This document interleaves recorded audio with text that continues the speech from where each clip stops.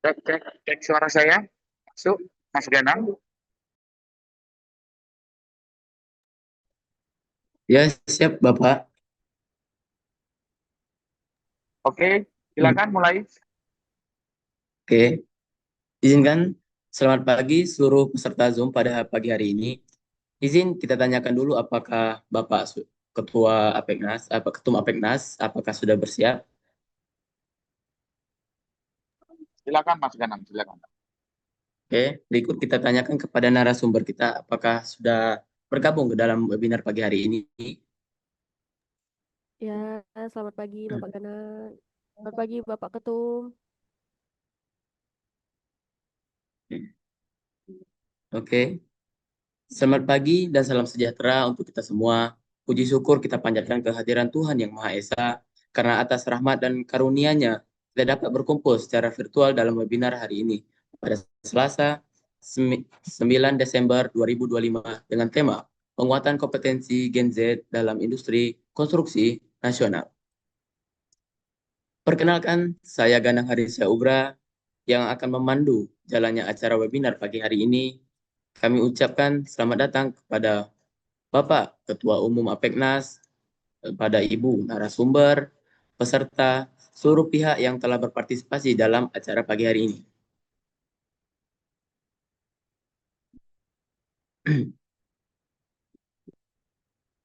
Hadirnya Gen Z membawa baru bagi dunia konstruksi generasi ini. Dikenal adaptif, kreatif, dan cepat menguasai teknologi.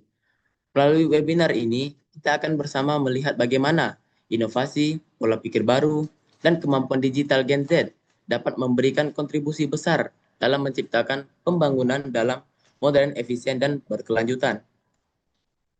Izinkan saya kepada yang terhormat Bapak Dr. Insinyur Fandi Iyot, ST MPWK IPM, selaku Ketum APEKNAS, serta narasumber kita pada pagi hari ini, Ibu Maharani Putri Lintang, selaku Apprentice APEKNAS.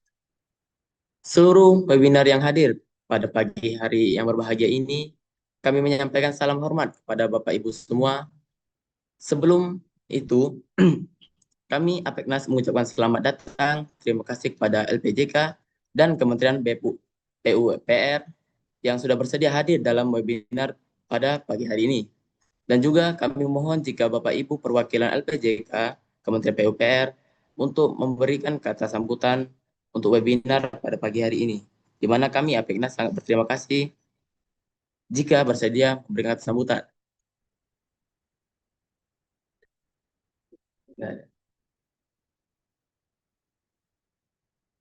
Oke, kita lanjutkan. Sebelum memulai acara, izinkan saya sebagai MC pada pagi hari ini untuk membacakan susunan acara sebagai berikut, di mana kita pertama ada pembukaan, mendengarkan Mars dari APEKNAS, foto bersan Mas sebagai dokumentasi, kata sambutan dari Ketum APEKNAS, pemaparan materi oleh narasumber sekaligus diskusi tanya jawab, lalu sampailah kita di penghujung acara pada pagi hari ini. Kini, mari kita lanjutkan ke agenda selanjutnya, yaitu mendengarkan Mars APEKNAS. Kepada admin, kami persilakan untuk memutar videonya.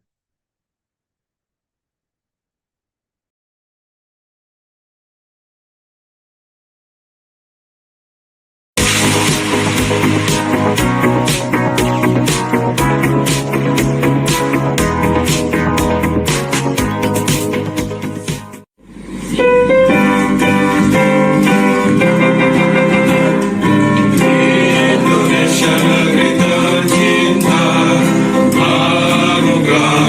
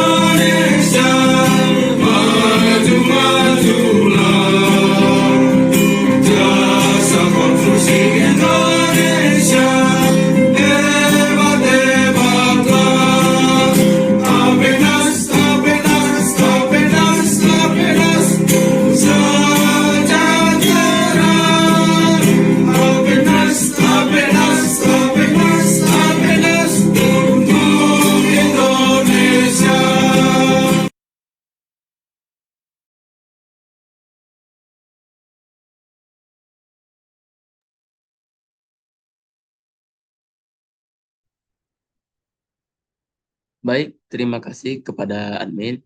Sekarang izinkan kami untuk melakukan sesi foto bersama untuk dokumentasi. Mohon kepada seluruh peserta untuk dapat menyalakan kamera Zoom-nya.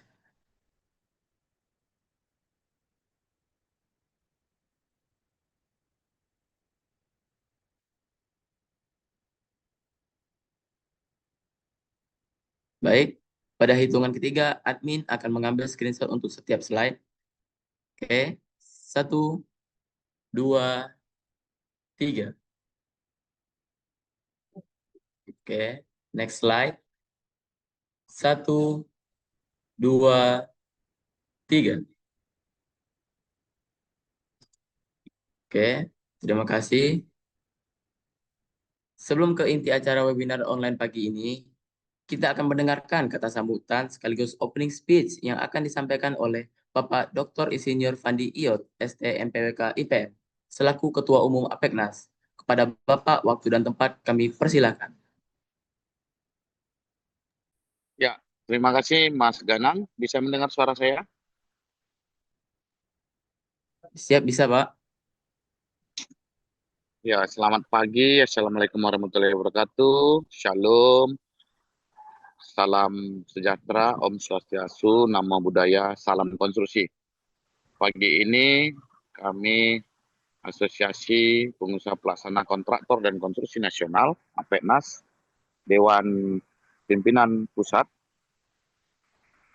menyampaikan terima kasih yang setinggi-tingginya kepada Kementerian Pekerjaan Umum dan Kementerian PKP, Perumahan, Kawasan, dan Pemukiman.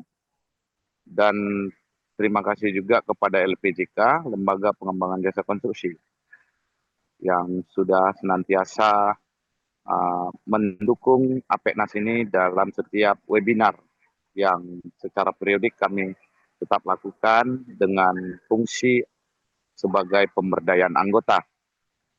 Saat ini kami memberikan peluang kepada anak-anak muda generasi Z, Gen Z, yang pada saat ini APEKNAS menerima beberapa anak magang atau apprentice di APEKNAS, sehingga kami memberikan ruang yang seluas-luasnya bagi adik-adik kita yang sedang magang dari berbagai universitas, politeknik, maupun institusi pendidikan lainnya. Bapak Ibu yang kami hormati, kami memberikan kesempatan untuk kita Maharani Putri Lintang sebagai narasumber di pagi ini, dan kepada adik kita Ganang Harisha sebagai moderator, di mana kesempatan untuk tanggung jawab regenerasi kepada Gen Z, khususnya pemahaman mengenai dunia konstruksi. Sesuai dengan amanat Undang-Undang Nomor 2 Tahun 2017 Jasa Konstruksi, ada sebuah tanggung jawab bagi Asosiasi Pengusaha Pelaksana Kontraktor dan Konstruksi Nasional, yakni pemberdayaan anggota, di mana setiap anggota badan usaha kita memberikan pencerahan, pemahaman, dan pengetahuan terkait dunia konstruksi, baik itu dalam hal teknis maupun hal administrasi maupun dokumen. Untuk itu, nanti kita akan mendengarkan bagaimana hasil daripada pemagangan yang selama ini dilakukan adik-adik kita di APEKNAS, sehingga mereka telah mendapatkan pengetahuan dan mereka telah belajar di institusi pendidikan mereka masing-masing dan begitu juga di APEKNAS, sehingga mereka boleh menjadi sumber pengetahuan yang kita bisa berikan pada hari ini melalui Maharani Putri Lintang. Semoga webinar pagi ini kita berbahagia, semua hadirin berbahagia mendengarkan narasumber kita. Ada pepatah bijak yang mengatakan, don't judge the book from the cover. Jangan melihat isi buku dari sampulnya, namun lihatlah keseluruhan daripada isi buku tersebut. Jadi siapapun yang memberikan pemahaman pengetahuan, itu adalah sumber daripada pemahaman pengetahuan yang perlu kita dengar dan perlu kita telah. Sehingga tak ada gading yang tak retak, Demikian dari kami sebagai Ketua Umum APENAS, kami mengucapkan selamat datang di webinar kali ini dan selamat berbahagia. Wabillahi wa taufiq wa hidayah. Assalamualaikum warahmatullahi wabarakatuh. Kami kembalikan kepada Mas Ganang, silakan. Baik, terima kasih Bapak. Terima kasih banyak kepada Bapak Ketum atas sambutan yang luar biasa pada pagi hari ini. Selanjutnya, admin akan menampilkan promo ISO dan video promo ISO.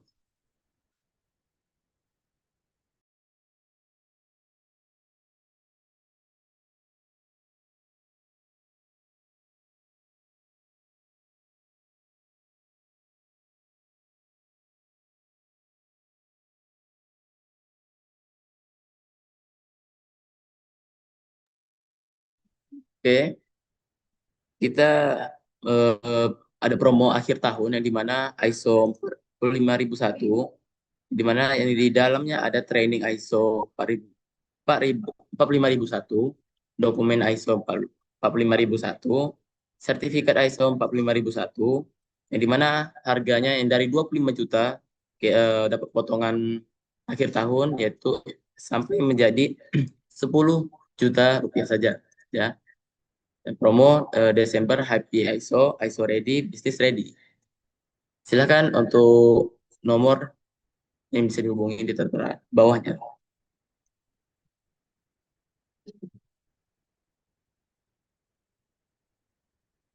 Nah,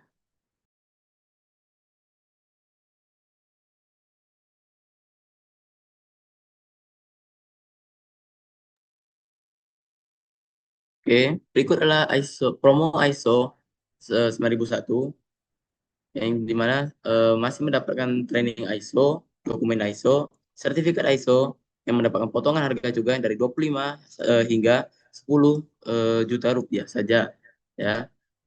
Bisa dilihat periodenya itu sampai dari tanggal 1 sampai 31 Desember 2025. Silakan dihubungi jikalau ada yang berkelanjutan.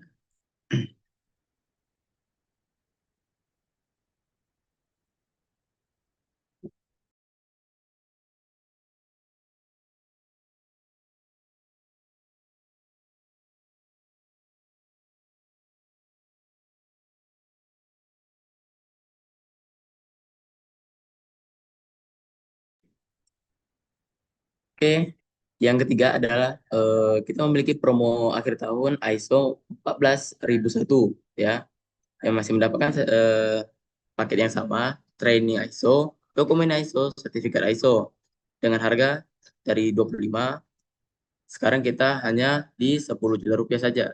Nah, masa periode promo yaitu dari tanggal 1 sampai 31 Desember 2025. Jika ada yang ingin menanyakan lebih lanjut, silakan hubungi kami di call center kami.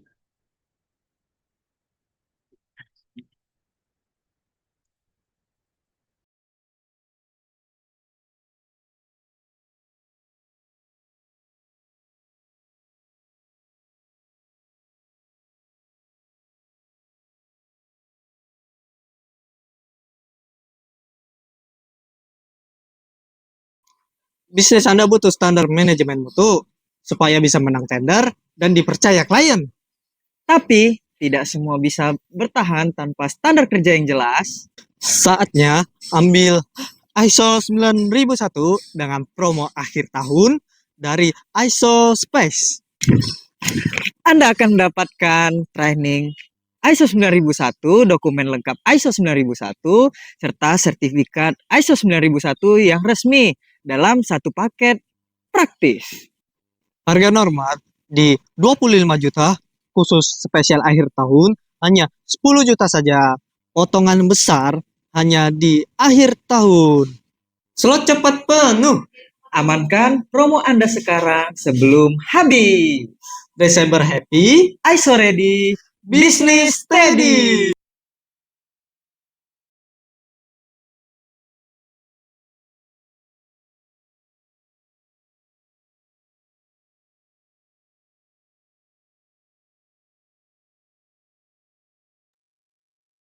Baik, terima kasih kepada admin.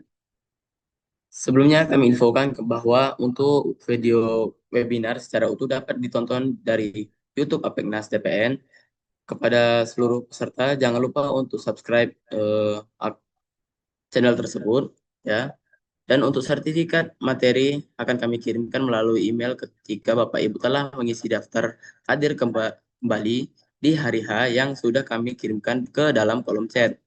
Dan juga kami Apeknas sudah mempunyai channel WhatsApp, jadi mohon dapat di-follow channel Apeknas di WhatsApp, di mana kami mengirimkan update terbaru seputar dunia konstruksi, seminar dan webinar, peluang bisnis, regulasi, event, dan event terkini. Nah, selanjutnya marilah kita memasuki acara inti dari seminar online pada pagi hari ini, yaitu pemaparan materi oleh narasumber, yang nantinya akan dilanjutkan dengan diskusi serta sesi tanya jawab. Kami berharap melalui pemaparan materi dari narasumber hari ini, para peserta dapat memperoleh wawasan yang luas serta strategi yang efektif dalam menghadapi dan menyelesaikan konflik di dunia jasa konstruksi. Kepada narasumber yang terhormat, kami persilahkan. Oke, baik. Terima kasih, Mas Gana. Baik, selamat pagi Bapak Ibu semua. Terima kasih sudah hadir di webinar hari ini. Terima kasih juga kepada Apeknas karena sudah memberikan wadah untuk para Gen Z bisa menyampaikan berbagai opini menarik.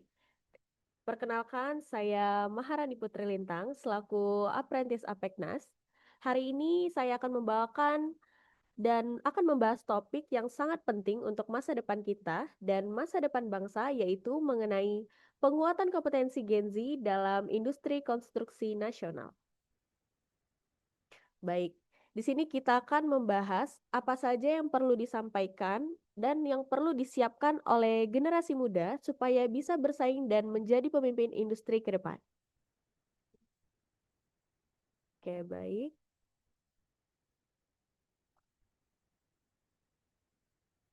Sebentar, kita coba share screen dulu.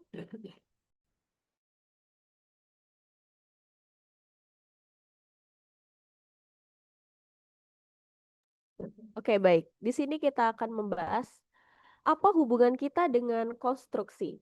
Saya yakin di sini pasti banyak dari berbagai jurusan yang berbeda-beda. Ada jurusan teknik, ada yang jurusannya konstruksi, ada juga yang jurusannya manajemen, ada yang jurusannya hukum, bahkan banyak dari luar jurusan lainnya. Apapun latar belakang kita, setiap hari kita menikmati hasil industri konstruksi.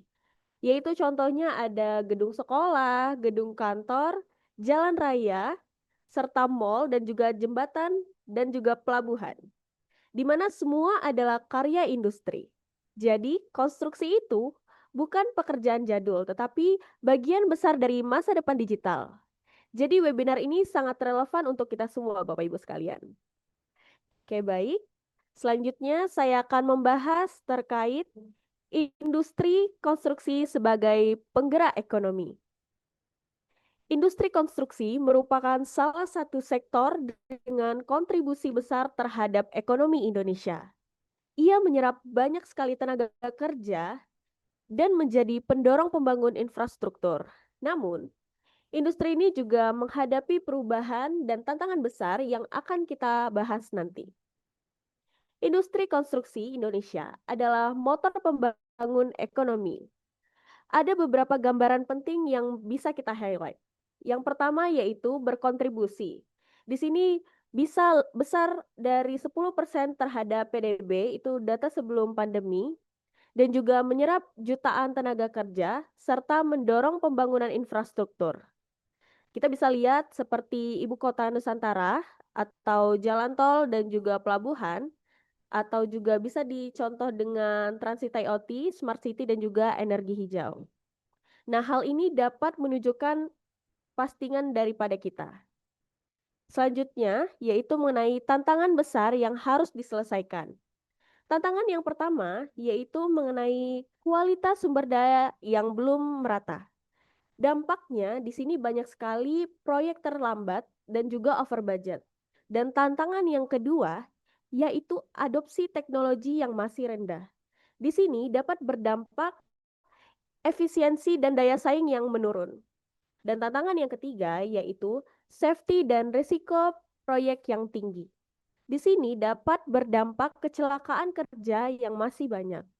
Serta tantangan selanjutnya yaitu disrupsi digital yang akan berdampak pada butuhnya skill yang lebih modern. Dari beberapa tantangan ini dapat menyebabkan perbedaan akses pendidikan dan juga pelatihan antara kota besar di beberapa daerah. Dapat kita lihat di perguruan tinggi atau pelatihan teknis yang berkualitas pasti lebih terkonstruksi di kota jika tantangan yang bisa kita lakukan pemberdayaan menjadi lebih baik. Dan contoh nyatanya untuk di kualitas sumber daya yang rendah kita bisa lihat di paket pekerja jalan di daerah terpencil terlambat karena estimator dan juga planner yang kurang. Sehingga mengakibatkan pembeliannya terlambat, alat-alat juga pending dan juga mengakibatkan denda yang terlambat. Konsekuensinya di sini yang pertama yaitu ada waktu proyek yang membengkak, biaya tenaga dan alat yang meningkat, serta overhead manajemen naik sehingga terjadi klaim dan tambahan subkontrak. Dan solusi dan langkah yang bisa kita lakukan yaitu melakukan program pelatihan terstruktur, juga melakukan monitoring formal, serta merekrut berbasis portofolio, dan juga bisa melakukan solusi kemitraan yang bisa lewat dari kampus atau industri untuk magang yang berstandar, serta menggunakan beberapa tools sederhana untuk estimasi dan juga scheduling. Nah, tentunya peran Gen Z sangat penting yaitu bisa menerapkan dengan mengikuti magang, mengikuti dokumentasi portofolio dan juga mengambil sertifikat dan buka jalan sebagai change engine dalam adopsi praktik kerja yang standar. Dan tantangan yang kedua, di sini kita lihat ada adopsi teknologi yang masih rendah. Di sini dapat menyebabkan membuat dampak efisiensi dan juga daya saing yang menurun. Kenapa demikian? Karena dapat menyebabkan investasi awal teknologi biasa juga disebut dengan BIM atau drone atau juga IoT, di sini dianggap mahal. Mengapa mahal? Karena kurangnya tenaga yang menguasai tools tersebut. Karena pemanfaatannya sangat rendah, serta kultur perusahaan tradisional yang enggan berubah dengan adanya teknologi tersebut. Contoh nyatanya kita bisa lihat di sini ada proyek yang masih bergantung pada gambar 2D yang manual. Di sini terjadi clash di lapangan, serta terjadinya clash tersebut mengakibatkan pipa bertabrakan dengan ducting. Lalu baru ketahuan saat melakukan pemasangan. Jadi mengakibatkan reward yang mahal dan konsekuensi yang terjadi dari hal tersebut yaitu proses koordinasinya lambat. Di sini terjadi kelambatan review yang manual serta banyaknya rapat fisik yang harus kita lakukan. Sulit sekali menegakkan tender yang internasional atau multi pihak karena standar yang sangat rendah. Dan solusi untuk mengurangi hal seperti itu yaitu dengan melakukan skema insentif dan juga memberikan penghargaan untuk tim yang mengurangi reward berkat dari digitalisasi tersebut. Dan solusi selanjutnya yang bisa kita lakukan ialah melakukan kolaborasi dengan startup atau vendor lokal untuk solusi biaya yang lebih murah. Dan di sini tentunya peran Gen Z juga sangat berperan karena menjadi adapter atau fasilitator pelatihan teknologi dengan membangun modul pembelajaran atau dokumentasi video serta template dalam bekerja. Selanjutnya tantangan yang ketiga yaitu safety dan risiko proyek yang tinggi. Di sini dapat menyebabkan membuat dampak kecelakaan kerja yang masih banyak. Mengapa demikian? Karena kurangnya budaya K3 yang kuat sehingga pelatihan K3 minimal atau hanya formalitas, hanya sebagai sertifikat tanpa praktek yang nyata. Dan kenapa hal ini bisa terjadi? Karena kurangnya pengawasan lapangan karena inspektur safety-nya sedikit dan juga tekanan jadwal membuat manajemen atau mandor mengambil shortcut yang tidak mementingkan keselamatan. Contoh nyatanya di sini kita bisa lihat jika pekerja jatuh dari ketinggian karena tidak menggunakan full body harness dan tidak ada pengarahan aman sebelum bekerja di ketinggian. Dan konsekuensinya ialah akan menyebabkan kecederaan atau kematian pada pekerja. Sehingga dapat menimbulkan isu biaya sosial dan hukum yang berlaku. dan tuntutan hukum yang berlaku akan dikenakan denda, serta turunnya moral pekerja dari produktivitas yang sudah dijalankan sebelumnya. Dan solusi yang bisa kita lakukan yaitu dengan melakukan penerapan K3 didukung dengan simulasi, evakuasi, dan juga operasional keselamatan yang jelas. Dan solusi yang kedua yaitu sistem reward dan punishment, yaitu melakukan penghargaan untuk zero accident amount, yaitu memberikan sanksi untuk pelanggaran yang tidak melakukan K3. Dan solusi selanjutnya yaitu penerapan safety officer yang punya kewenangan tentang stop work. Dan selanjutnya yaitu menggunakan teknologi sensor pemakai APD atau CCTV untuk pemantauan dan melakukan checklist digital untuk safety. Dan tentunya dalam poin ini peran Gen Z sangat penting dikarenakan dapat mendorong budaya keselamatan dengan cara membuat materi, membuat e-learning instruktif atau juga pengumpulan data, serta membantu penerapan checklist digital. Selanjutnya tantangan yang keempat, di sini saya akan membahas yaitu disrupsi dari digital yang akan menyebabkan membuat dampak yang sangat buruk terhadap skill yang lebih modern. Mengapa demikian? Dapat disebabkan dengan teknologi baru muncul yang cepat seperti BIM atau digital twin atau IoT, serta data analis serta AI yang sekarang lagi marak ya Bapak Ibu sekalian. Serta penjelasan dari penyebab tersebut dapat dilihat dari faktor kurikulum pendidikan di beberapa lembaga yang belum mengikuti cepatnya perkembangan teknologi. Dan perusahaan tidak selalu menyediakan waktu untuk upscaling daripada karyawan tersebut. Contoh nyatanya kita bisa lihat di sini di tim tender ada beberapa yang kalah karena tidak bisa menyajikan model 3D atau BIM sebagai bagian dari penawaran, walau tekniknya sebenarnya mereka sangat kuat. Dan konsekuensinya di sini kita bisa lihat bahwa talenta yang tidak update akan tersingkir dari pihak dan dari pasar kerja tersebut. Dan konsekuensi yang kedua yang bisa kita lihat yaitu tentang perusahaan kehilangan peluang kerja modern dan juga kurang efisien.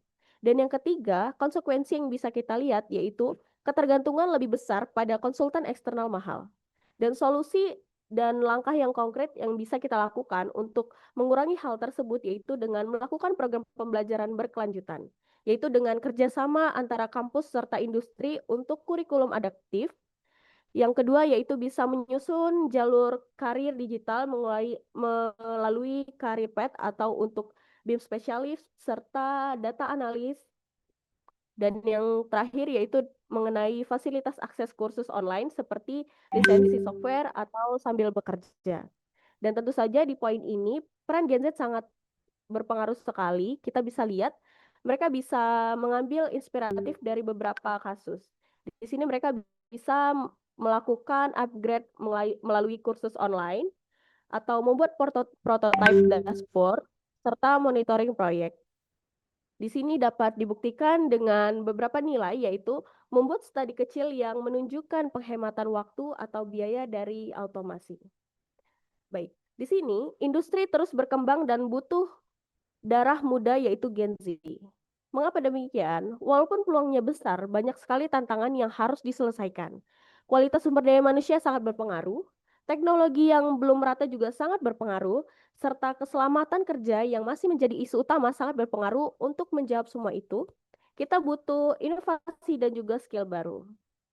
Baik, Bapak Ibu sekalian, di sini kita akan membahas tentang kenapa Gen Z itu penting.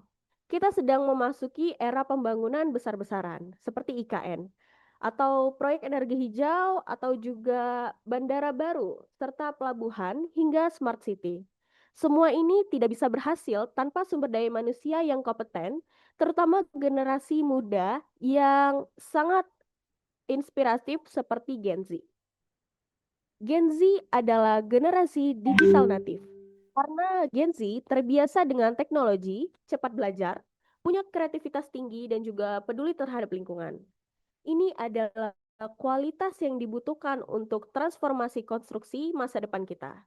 Karena sejauh ini Gen Z selalu dikenal dengan cepat belajar teknologi, kreatif dan juga inovatif, serta adaptif terhadap perubahan. Dan Gen Z juga suka dengan tantangan.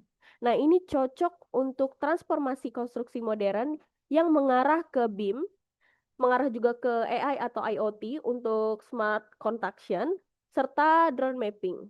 Dan contoh nyatanya, kita bisa lihat di sini gedung dapat didesain seluruhnya secara digital dan melakukan dengan simulasi serta otomatisasi dan melakukan monitoring real time pada via aplikasi. Nah, Gen Z adalah lokomotif digitalisasi konstruksi. Baik, pembahasan selanjutnya yaitu mengenai 7 kompetensi utama yang harus dimiliki oleh Gen Z. Nah, kini konstruksi bukan hanya tentang beton atau baja, Bapak Ibu sekalian. Ada BIM, ada AI, ada IoT, serta drone mapping, hingga modular construction. Nah, Gen Z bisa sekali menjadi pionir dalam menerapkan teknologi ini di Indonesia. Nah, dalam pembahasan ini saya akan membahas yang pertama yaitu mengenai technical skill. Technical skill ini merupakan pengetahuan dasar mengenai konstruksi dan desain. Contohnya ada struktur bangunan, ada material bangunan, serta perhitungan beban. Dan yang kedua yaitu ada digital skill. Di sini saya dapat menjelaskan yaitu penjelasannya mengenai penguasaan software dan juga teknologi konstruksi. Contohnya yaitu seperti BIM, Bapak Ibu ya, seperti AutoCAD atau Tekla, Revit dan juga Primavera. Dan yang ketiga yaitu project manager. Di sini dapat mengelola waktu, biaya dan juga kualitas. Dapat diambil contoh seperti kita menganalisis resiko, kita menganalisis mengontrol progres dari kinerja tersebut. Dan yang keempat yaitu mengenai safety awareness, yaitu kesadaran K3 yang sangat tinggi.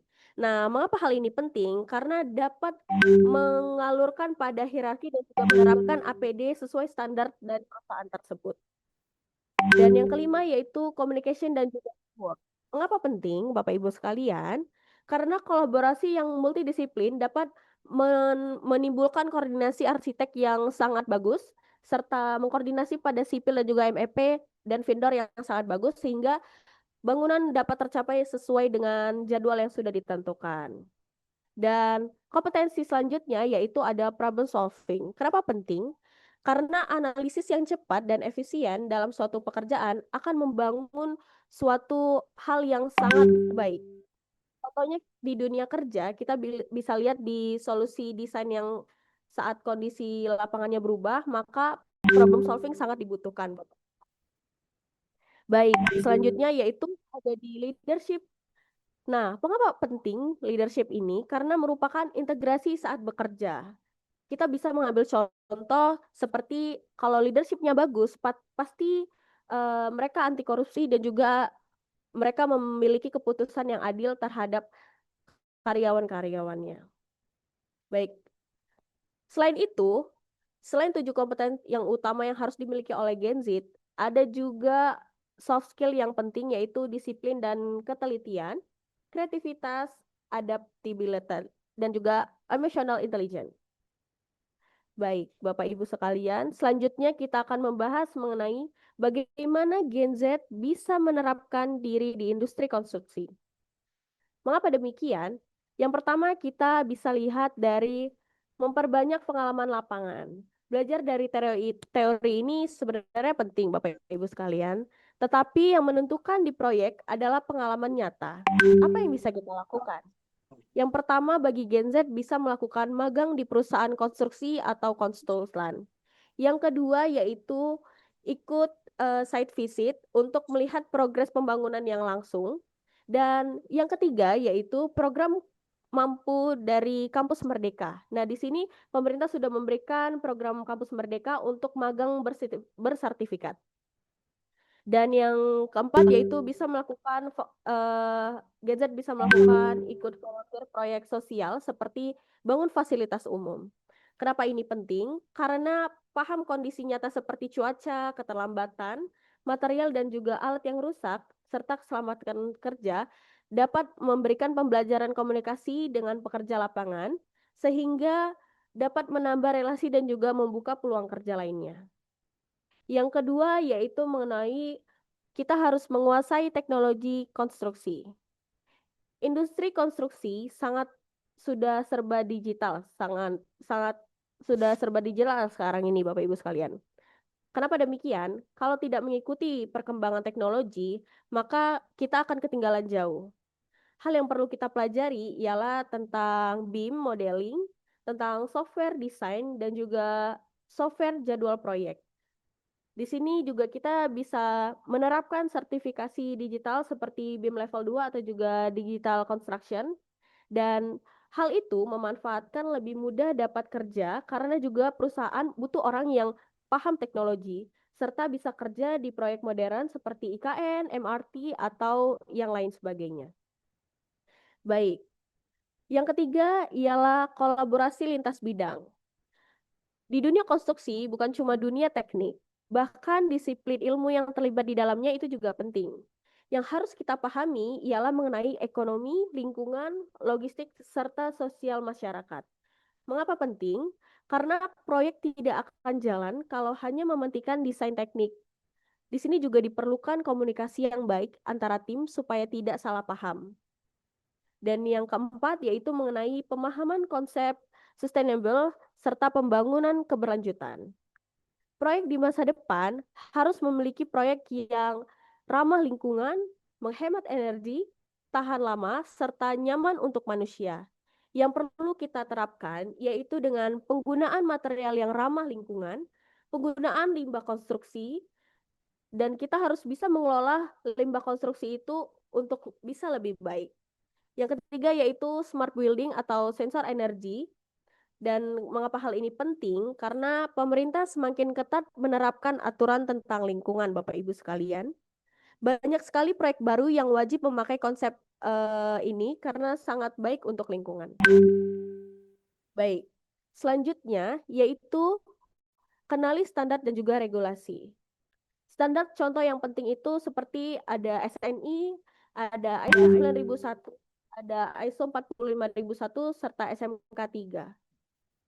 Kenapa harus tahu ini? Karena di sini kita harus tahu dan paham karena hal ini bisa untuk mengurangi resiko kecelakaan kerja yang pertama. Yang kedua, supaya tidak ada pelanggaran dan juga proyek yang tidak terhenti karena sebab tertentu. Bisa dilihat dari kecelakaan yang lumayan banyak di zaman sekarang ini. Serta yang ketiga itu dapat meningkatkan kepercayaan si pemilik proyek tersebut. Nah, intinya Gen Z tidak hanya harus pintar teori, juga harus teknologinya kuat, terampil, kerjasama, serta peduli lingkungan dan juga patuh aturan. Dengan persiapan ini, Gen Z siap menjadi engineer profesional, siap menjadi site manager dan juga supervisor dari proyek, bahkan pemimpin proyek di masa depan. Baik, selanjutnya yaitu mengenai skill yang harus dimiliki oleh Gen Z. Yang pertama yaitu ada skill teknis yang harus dimiliki Gen Z di konstruksi. Nah, skill teknis itu adalah dasar utama dalam dunia konstruksi. Walaupun teknologi semakin canggih, kualitas bangunan tetap harus ditentukan oleh pemahaman dasar konstruksi. Mengapa skill ini sangat penting? Karena akan memastikan bangunan itu akan aman dan tidak roboh. Yang kedua yaitu kualitas dari proyek sesuai dengan standar, serta kita bisa mencegah masalah di lapangan dengan benar. Dan skill teknis yang harus dikuasai yaitu dengan desain, material, serta standar kriteria seperti SNI dan ISO yang tadi sudah saya jelaskan. Dan apa yang bisa dilakukan mahasiswa Gen Z pada hari ini, yaitu dengan menentukan minat kita dengan mengikuti pelatihan atau juga membuat portofolio proyek, serta kita bisa melakukan dengan aktif di komunitas konstruksi dan memperluas networking. Selanjutnya, di sini kita akan membahas mengenai skill digital, yaitu mengenai keunggulan utama dalam Gen Z. Nah, di sini siapa yang tidak pengen menguasai teknologi? Siapa yang menguasai teknologi, maka dia akan memimpin proyek masa depan. Industri konstruksi sangat digitalisasi besar-besaran, seperti software yang bisa kita lihat yaitu BIM, AutoCAD, atau juga SAP. Di sini pasti banyak sekali yang sudah mendengar itu.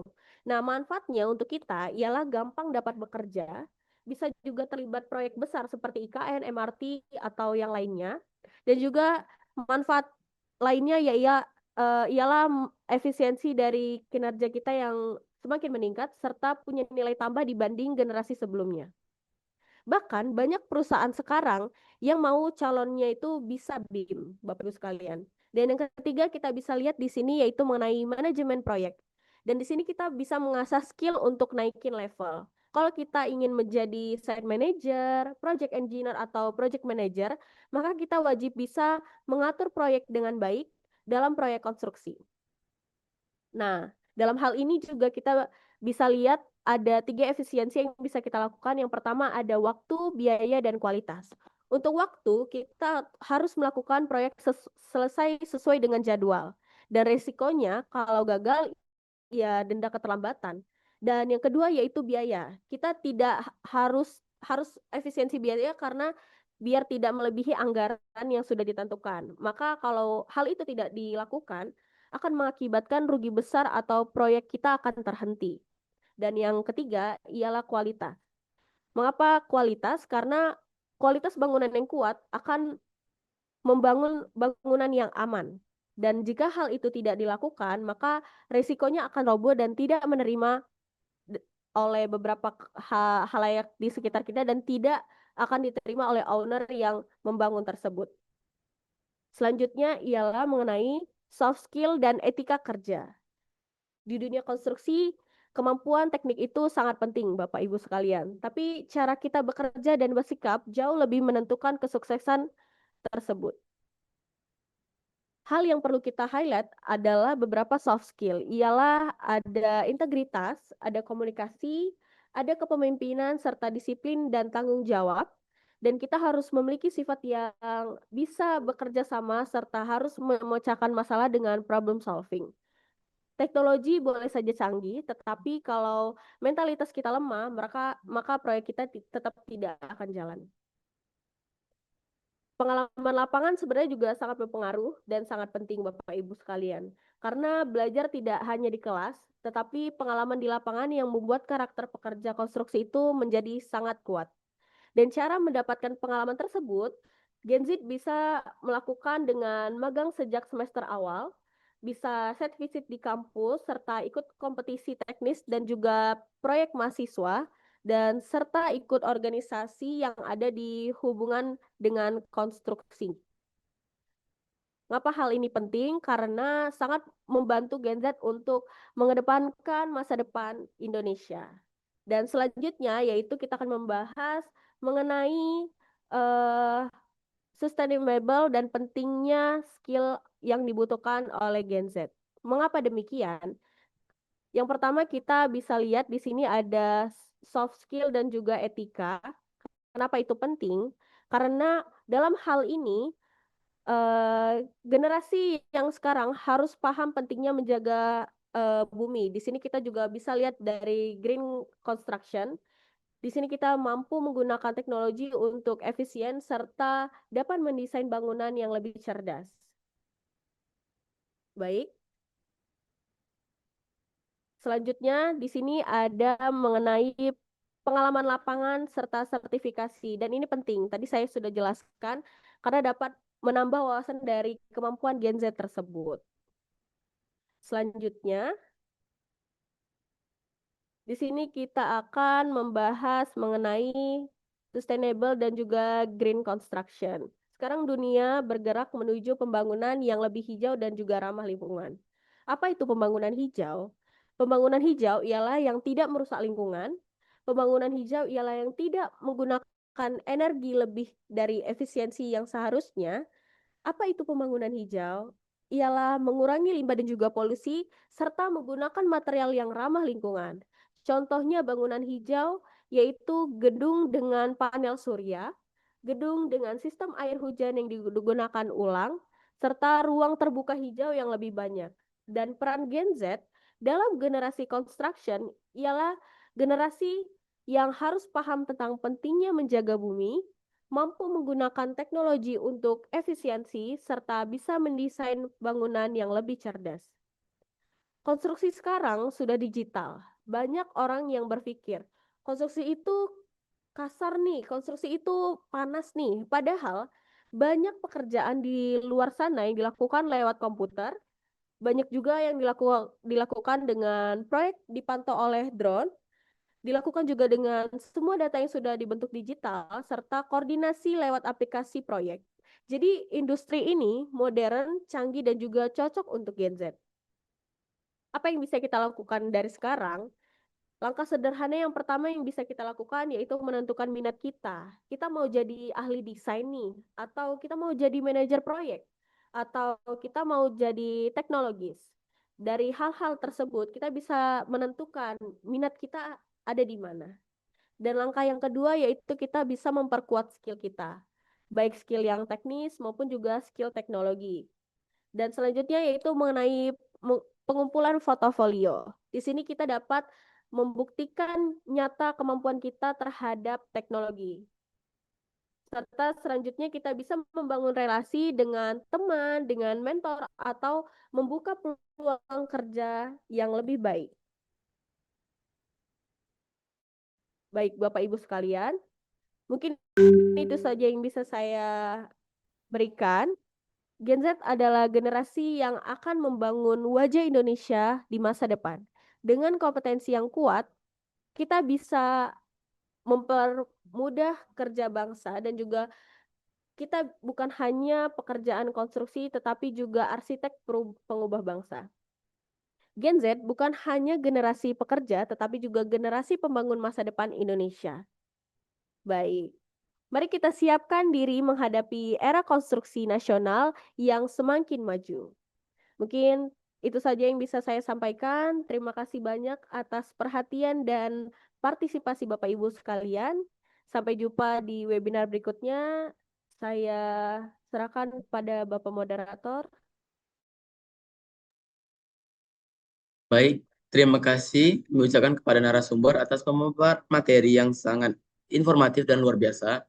Selanjutnya, kita akan memasuki sesi tanya jawab di mana para peserta memiliki kesempatan untuk mengajukan pertanyaan seputar materi yang telah disampaikan. Silakan bagi peserta yang ingin bertanya dapat menuliskan pertanyaan di kolom chat atau raise hand untuk menyampaikan secara langsung.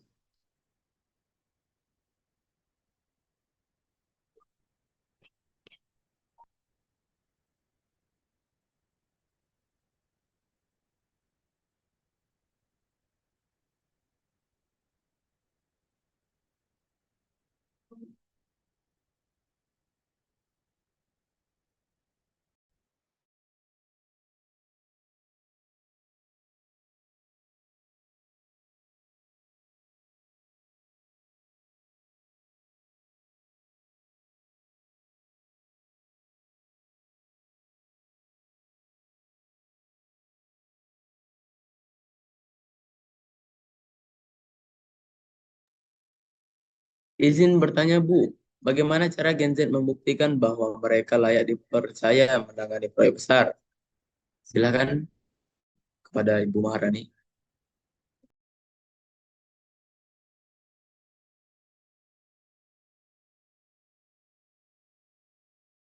Oke, baik. Pertanyaan dari Bapak Jingga. Gimana cara Gen Z membuktikan bahwa mereka layak dipercaya untuk menangani proyek besar? Nah, di sini tentu saja dengan tadi saya sudah jelaskan hal yang bisa kita lakukan yaitu dengan mengupdate portofolio berbasis proyek nyata. Seperti kita melakukan magang atau freelance atau juga kompetisi. Nah, di sini kita akan mengambil contohnya dari sertifikasi serta terbukti mampu bertahan dalam ritme kerja di lapangan. Studi kasusnya kita bisa lihat seperti contohnya mahasiswa yang magang di proyek pembangunan MHC di pelabuhan, seperti itu ya. Di sini mereka menyusun dashboard progres harian untuk menggunakan Power BI. Nah, di sini dipakai untuk proyeknya biar selesai tepat waktu.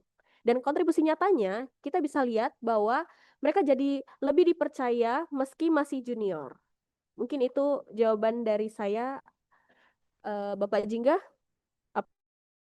apakah sudah terjawab?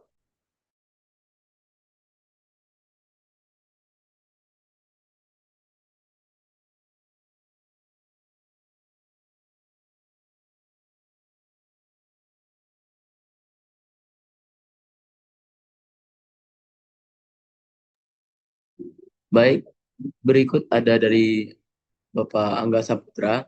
Izin bertanya Ibu, apakah benar dunia konstruksi hanya cocok untuk yang berlatar teknik? Oke, baik. Tadi pertanyaan dari Bapak Jingga sudah terjawab ya. Sekarang saya akan menjawab terkait pertanyaan dari Bapak Angga Syaputra. Apakah benar dunia konstruksi hanya cocok untuk latar belakang teknik saja? Tentunya jawabannya tidak, Bapak.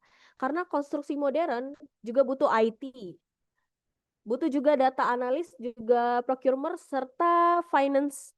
Jadi di sini proyek yang bisa kita lakukan tentunya tidak hanya jurusan teknik. Dari beberapa jurusan lain juga bisa ya, Bapak Jingga. Bapak siapa tadi? Bapak Angga ya, Bapak Angga. Di sini bisa dilihat dari studi kasus di proyek bandara misalnya.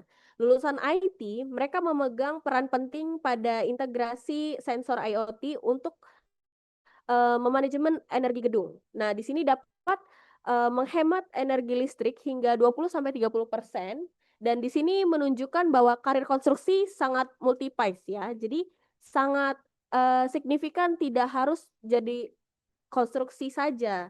Jadi beberapa jurusan dari yang lain juga sangat berpengaruh untuk konstruksi itu sendiri. Mungkin itu jawaban saya ya, Bapak Angga.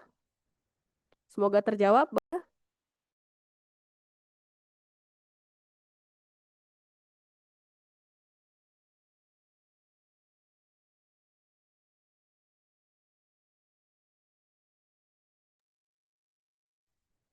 Baik, apakah ada pertanyaan lainnya dari para peserta webinar?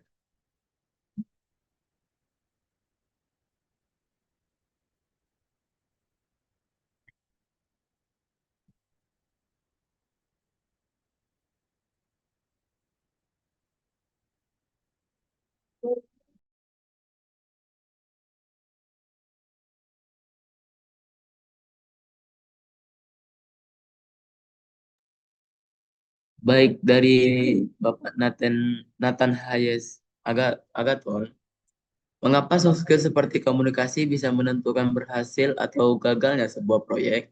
Silakan Ibu moderator, Ibu narasumber. Oke, baik. Ada pertanyaan dari Bapak Nathan, kenapa soft skill seperti komunikasi bisa menentukan berhasil atau gagalnya sebuah proyek? Karena proyek konstruksi ini melibatkan ratusan pihak, Bapak. Jadi kesalahan komunikasi yang sedikit saja itu bisa mengakibatkan pada keterlambatan dan juga pembengkakan biaya. Kita bisa lihat seperti di proyek renovasi terminal pelabuhan, misalnya seperti itu ya. Jadi kayak kita melakukan miskomunikasi nih, maka perubahan desain tangga tidak diinformasikan ke tim lapangan, maka mengakibatkan tenaga yang melakukan pekerjaan tersebut akan lebih over. Dan komunikasi yang buruk akan mengakibatkan biaya yang lumayan besar. Jadi kayak harus dibongkar ulang lagi, harus rugi ratusan rupiah, harus melakukan lagi pemberdayaan ulang, RAB ulang, itu kan sangat memakan waktu ya. Makanya pentingnya kita tidak boleh miskomunikasi dalam sebuah proyek. Jadi komunikasi itu sangat penting, Bapak. Mungkin itu jawaban saya, semoga terjawab, Bapak. Bagaimana Bapak Nathan? Apakah sudah terjawab?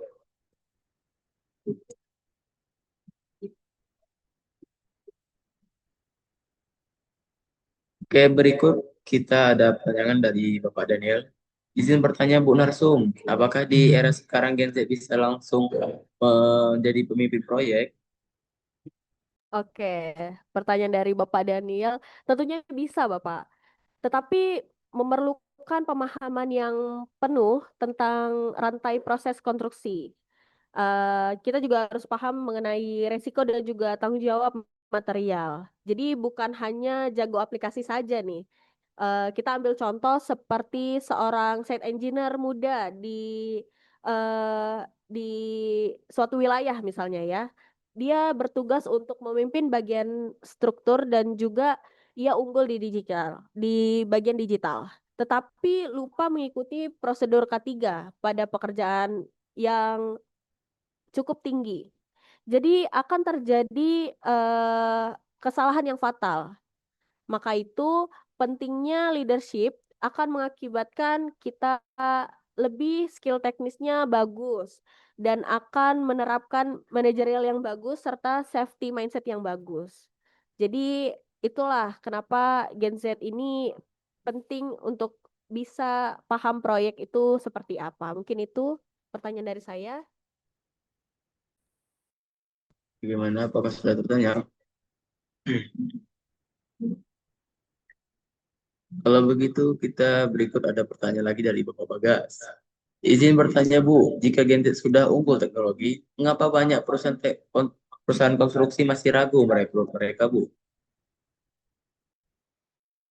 Pertanyaan dari Bapak Bagas, jika Gen Z sudah unggul teknologi, kenapa banyak perusahaan konstruksi yang masih ragu? Kenapa hal ini bisa terjadi? Dikarenakan mungkin itu tadi jawaban saya yang pertama mungkin ada juga karena miskomunikasi atau juga dia tidak melakukan SOP pekerjaan yang sesuai atau mungkin skillnya kurang baik sehingga dapat mengakibatkan keterlambatan dan juga pembengkakan biaya pada suatu kontrak pekerja. Mungkin seperti itu ya jawabannya. Apakah sudah terjawab?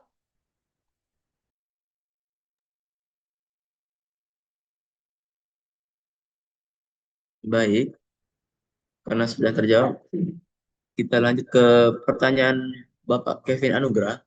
Izin bertanya Ibu, bagaimana mengatasi gap antara generasi di proyek konstruksi? Cek, oke. Dari pertanyaan Bapak Kevin ya, gimana mengatasi gap antar generasi di proyek konstruksi? Yaitu kita bisa lihat dengan kolaborasi terstruktur, Bapak. Di sini saya mengambil contoh, semisal senior memberikan pengalaman kerja kepada Gen Z, dan Gen Z memberikan solusi digital.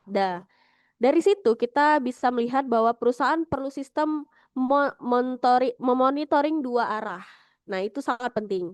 Nah, dari studi kasus ini, seperti misalnya pada suatu proyek, senior engineer-nya mereka terbiasa gambar manual yang didampingi dengan BIM oleh modeler yang mudah. Nah, di sini kita bisa lihat bahwa kualitas gambar yang sangat meningkat sehingga mereka mendapatkan approve yang lebih cepat dari atasan. Nah, jadi dua generasi ini jika digabungkan akan saling menguatkan serta bukan saling meniadakan atau saling senioritas seperti itu. Apakah sudah terjawab?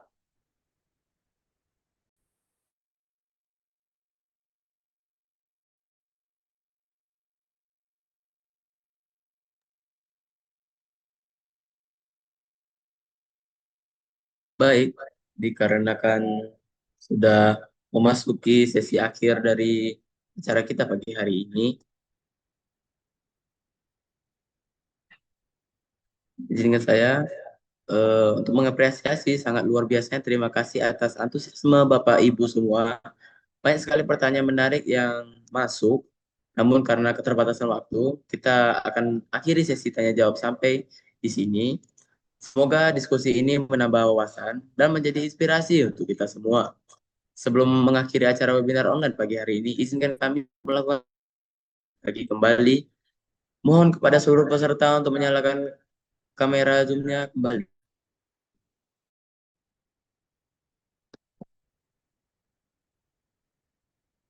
Nah, izinkan saya untuk memulai hitungan agar para peserta untuk mempersiapkan diri. Oke, mulai 1, 2, 3. Baik, next slide.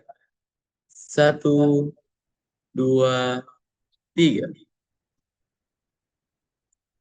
Baik, cukup. Terima kasih banyak. Kami informasikan kembali bahwa untuk video webinar serta video webinar secara utuh dapat ditonton dari YouTube Apeknas DPN. Kepada seluruh peserta jangan lupa di subscribe. Dan untuk sertifikat dan pemateri kami Kami akan mengirimkan melalui email ketika Bapak Ibu telah mengisi daftar hadir kembali di hari yang sudah kami tentukan. Mohon dapat follow channel Apeknas di WhatsApp, di mana kami akan mengirimkan update terbaru seputar dunia konstruksi, webinar, dan peluang bisnis, regulasi, event-event terkini lainnya. Nah, demikian rangkaian acara webinar kita pada hari ini. Terima kasih kami ucapkan kepada narasumber atas ilmu dan wawasan yang telah dibagikan serta kepada seluruh peserta atas partisipasinya. Semoga kegiatan ini bermanfaat dan dapat menambah pengetahuan kita semua. Sampai jumpa pada kesempatan berikutnya. Saya ucapkan wassalamualaikum warahmatullahi wabarakatuh. Waalaikumsalam warahmatullahi wabarakatuh. Terima kasih Mas Ganang.